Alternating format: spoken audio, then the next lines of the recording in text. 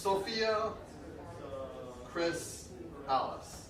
These names have no significance to us or to the average person, but when you add association to them, they become a little bit more.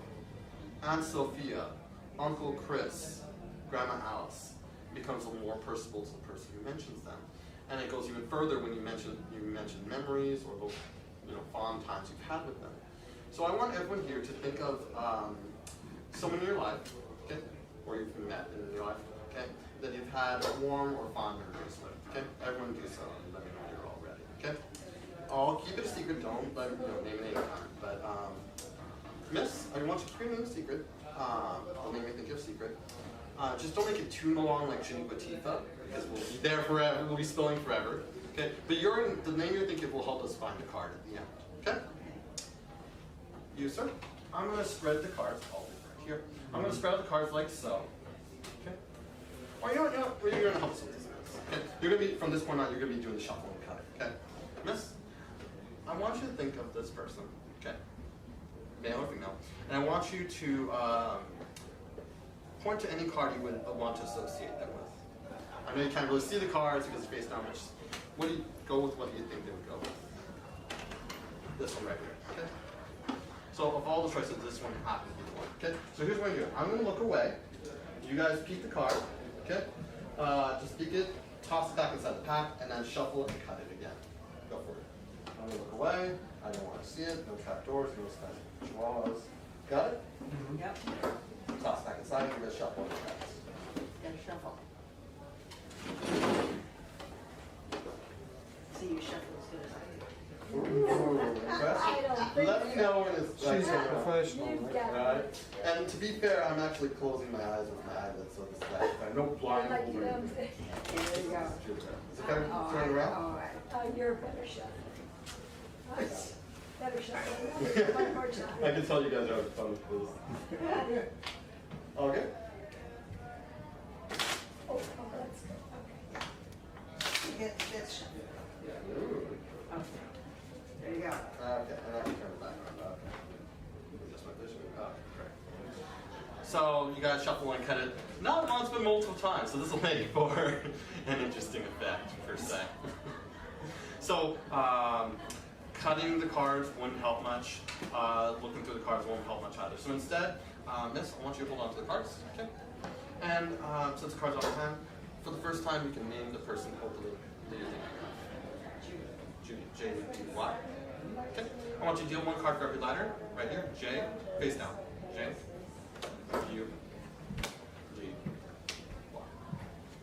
Okay. And that name will help us to not only know how many cards to deal, but also how many cards to eliminate. So in this example, J-U-D-Y, we'll eliminate this card. J-U-D-Y. Eliminate this card. J.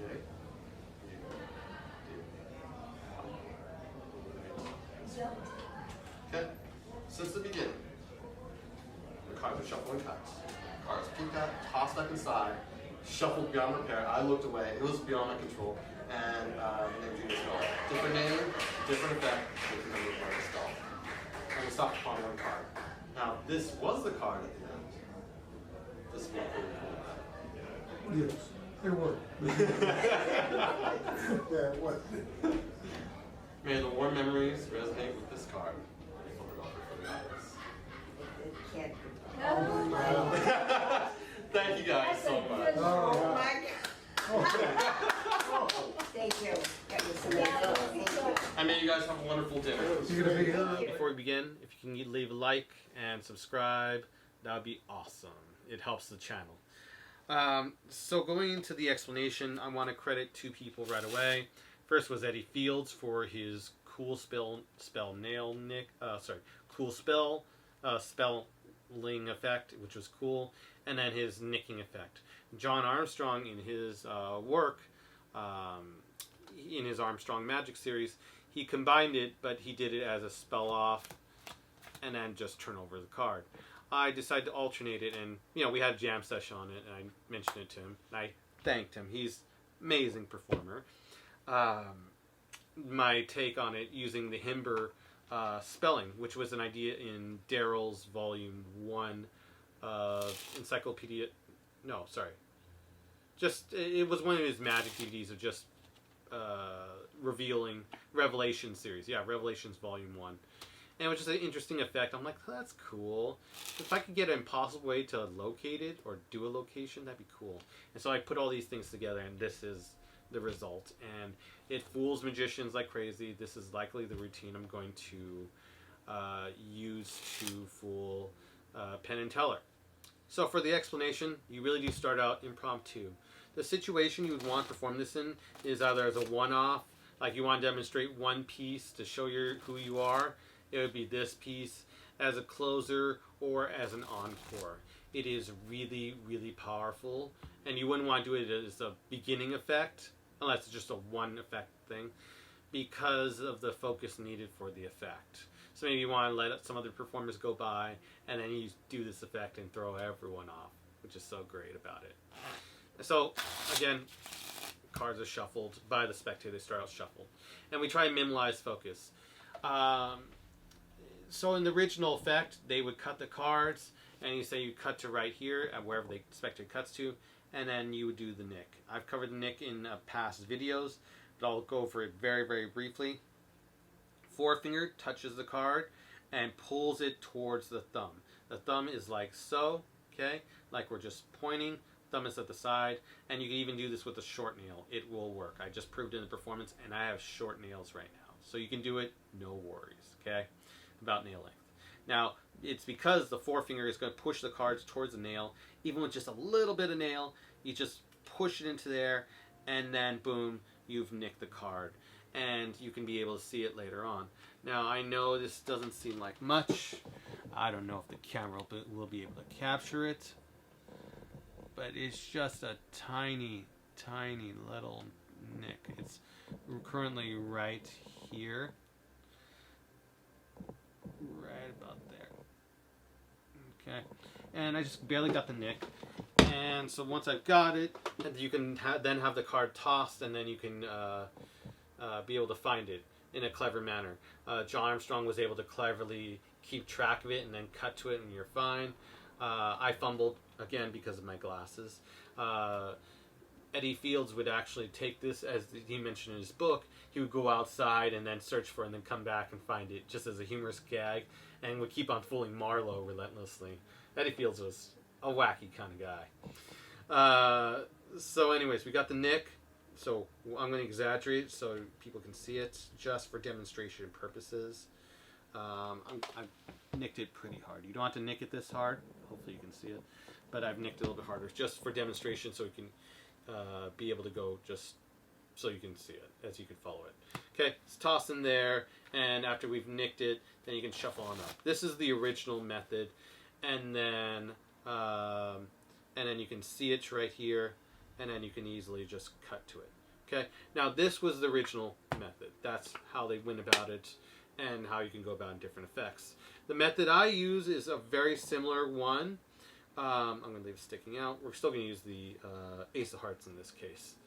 So a spectator, you would mention a spectator before you begin. As they're shuffling cards, you're asking another spectator, think of a name. Okay, I forgot it in the performance. I kind of started to forget it now, but now I'm remembering. You tell a spectator, after one spectator shuffle the cards, another to think of a name that's very beautiful and personal to them. Okay? And we're going to use it to find the selected card, or the peaked card. So, yeah, logical performance. And so we would card spread the cards. Any card can be selected, but I'm just kind of forcing myself to use spades just because we've already nicked it, and we don't want to just lose the card because we have too many nicks all on different cards. Even though I will show a way to unnick cards, but I'm just going to use Ace of Hearts. So as I spread through the cards, okay, I spread through the cards, and I'm just going to give it for random, but we're going to use Ace of Hearts. So then I say, okay, card spread, point to any card, and they do, let's say just general area. I try to get it closer, which one of these three, and then they go to the card, and then they nick it. Okay, and you go into nick it, and you do the same thing, except that you would want it to do this on a close-up mat or a mat where you can dig in, so you can have a little bit more depth to when you nick it, but not entirely impossible to do without it. You can do it, just a little bit of practice. Practicing, you're like, I could do it under any condition, so you'll be fine. So then you use your forefinger and push into the nail, and you force into the nail just deep enough so you can nick that card. But again, we will be using the Ace of Hearts, and where is that? Oh, here we go. It's just because I can't see the nick from this angle. You have to have all the cards squared. But we've nicked it. Okay, we've nicked it multiple times. I'm still doing this in shades I haven't learned. So then they've shown it, and then they can toss it anywhere, and the spectator can shuffle the cards on up. You've got track of the cards, so you're fine. So they can shuffle on up, shuffle however they like. Even do 52 pickup, whatever they feel like, and you got it. And you don't have to really worry about them getting nicked because it really is so tiny. It's great. So, and you can even nick it if you're really clever, and you can do it very casually. You can even nick it twice just to make sure that you've got that nick. And I can see it right now. So if you got it, so if it's still out of range or it's not, you want it ideally in the middle. So if you can, so if I see it, I don't see on one side, I take the cards back. This is a little slight variation on Armstrong's. I take the cards back, but I don't try to track it as he did in his method. I'm just screwing up the cards as I check if the work's there. It isn't. I flip it around, and again, I will cover how to de-nick the cards in a little bit. I flip it over, I check, and then I see it, but it's near the bottom, so then I can just do a charliere or whatever kind of cut, even just undercut it, so then you can see it. And once you got it, and it's easy to riffle. It's easier to riffle to the center than it is from the bottom up, just from personal experience. So I got it, I riffle to it, I get it. So right now, I'm not sure if I ever going to see this. Don't know, but I'm going to try anyways. I find it, and I riffle to it, and now I'm above it. Okay, I got a slight break above it. But now what I'm going to do is I'm going to do one more thing. I'm going to add one more card above it, and then get a break above the card above the selection. So, so it is upper packet, random card that I've got a break above, selection, rest of deck. Okay, and I do this, and you can cut however you want. And it's that cutting cards won't help, and then adding cards wouldn't help either. And I put them back. So I'm just like mimicking gestures, but the cut is real, and it gets it to second from the top. Now the reason this is so important is the Himber name card effect relies on the card being second from the top, and then you can reposition it if the name is 5 or 7 letters.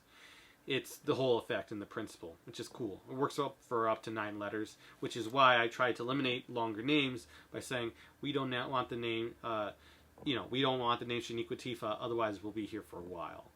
And if they still do choose a long name despite that, then you have a couple options. You have equivocate, write off.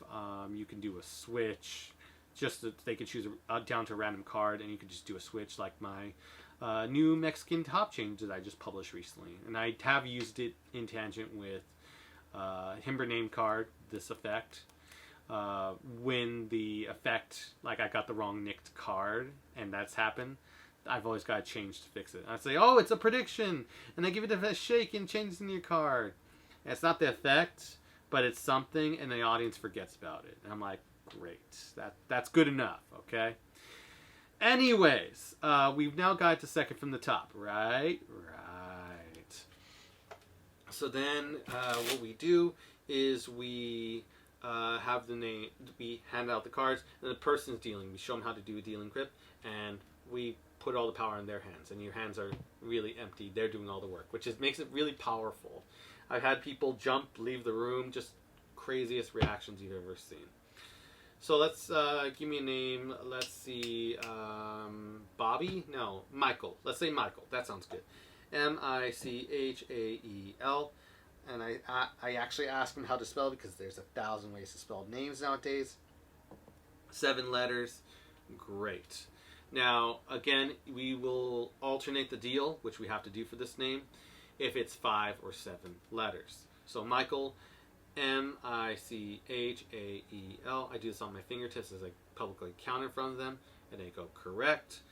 And I know now that it's 7 letters. So then I have to deal to a pile before I deal it out to reverse the order, so allowing the Himber name card trick to work. So M-I-C-H-A-E-L. Okay, now I reverse the order, and now the when I deal it out from left to right, M-I-C-H-A-E-L, I know that the Ace of Hearts is right here. Because we cut to the top, we reverse the order, second from the top, it's right here. And then I do spelling from, in my case, I know it looks in reverse, but I'm doing this from left to right. M-I-C-H-A-E-L, eliminate. And when we eliminate cards, I tell them at the end of the spelling, we're going to eliminate cards. Little game. Let's eliminate down to one. M-I-C-H-A-E-L. It feels so random, and they do it. And after doing it, I'll even just show it just to prove the theory. M-I-C-H-A-E-L. M-I-C-H-A-E-L. Eliminate. M-I-C-H-A-E-L. Eliminate. M-I-C-H-A-E-L. Eliminate. We eliminate all the cards. We do one last bravado show, as Armstrong did. We show all the cards. Not there. Gather all up. Give it the pure moment. It's on top of a card box or sealed in some way. They lift it up, and then pandemonium ensues. Okay? Again, you want to alternate the deal if it's 5 or 7. So let's say Emily. In this case, Ace of Hearts second from the top. E-M-I-L-Y, correct? Yeah, okay, 5 letters. E-M-I-L-Y, because you never know if people have a Q in their name. So after I've dealt it down, then I do it from left to right, and then I've got the name. So E-M-I-L-Y, eliminate, E-M-I-L-Y, eliminate, and add some presentation to it. I'm just rushing this just to prove a point.